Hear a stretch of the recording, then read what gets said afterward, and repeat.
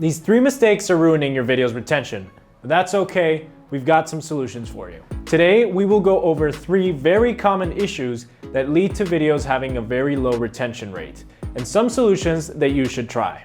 We will go over intros, outros, and everything in between that you can do to help your retention in your YouTube videos. So let's jump right in. The first mistake is coincidentally the first thing that appears in your video, and that's when intros do not meet expectations.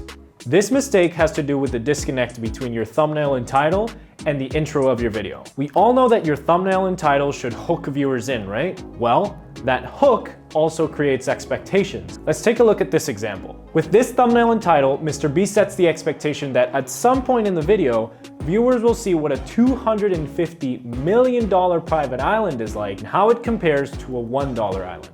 Now, let's take a look at the first couple seconds of the video. This is a $250 million private island. You see that? In just 4 seconds, Mr. Beast met the expectations that he set on his thumbnail and title, letting the audience know that they will indeed get the value that they clicked for.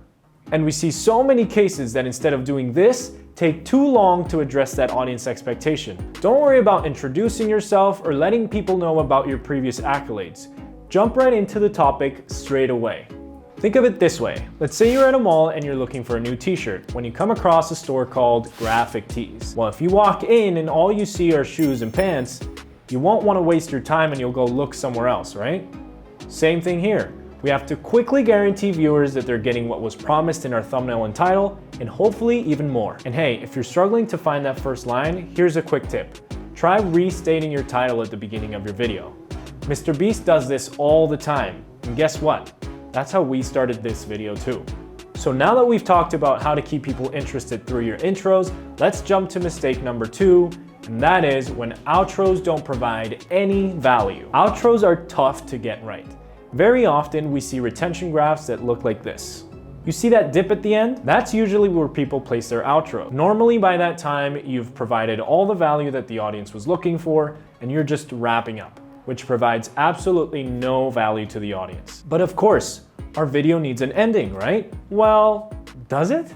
As of late, we've noticed that there's been a growing trend of cutting your videos just a bit too short. And the reason behind this is actually brilliant. You see, the YouTube algorithm leans heavily on a metric called APV, or average percentage viewed, to grade our video. So with that in mind, let's use another analogy and think of your videos as a multiple choice test. Say that in this test, you had 12 questions to answer, with the last 2 being the toughest ones. And let's also assume that you managed to get the first 6 questions correct.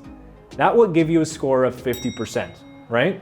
Well, if your teacher gave you the option of just simply getting rid of those last 2 questions, would you take it? Of course, because that 50% score would jump to a 60% right away. That's the idea behind cutting your outros short or altogether. If you can end the video while viewers are still hooked and getting value, then our APV scores will naturally be higher. That will lead to a better grade with the YouTube algorithm, which causes YouTube to push our video more and more and more. So forget about asking people to subscribe or check out your website at the end of the video. That should be done way earlier in between pockets of value. Instead, leave your viewers in a bit of a value cliffhanger.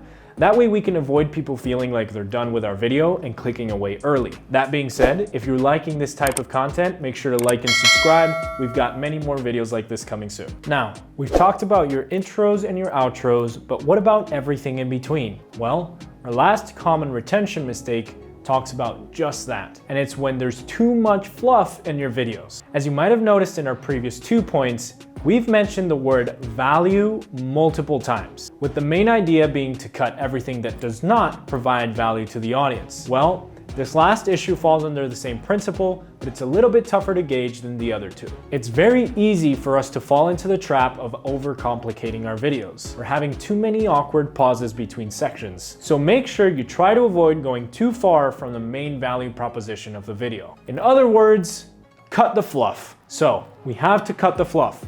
Got it. But how do we decide what parts of our videos are fluff and which aren't? And that's a great question. The best way to decide this is by dissecting our video into small sections and asking ourselves, am I still addressing the hook and title of this video? If the answer is yes, you're good to go. But if the answer is no, chances are that that section can be either trimmed down or cut completely. For example, if we look at that Mr. Beast video we were talking about earlier, there isn't a single minute that goes by where he's not addressing his hook, thumbnail, and title. The theme of these insane private islands stays consistent and tight throughout the whole video. Again, that's the value that people were hoping to see, and that's exactly what they got the whole way through. So now that you've learned about how to improve retention in your videos, make sure to check this video out to know what other metrics you should focus on in 2024.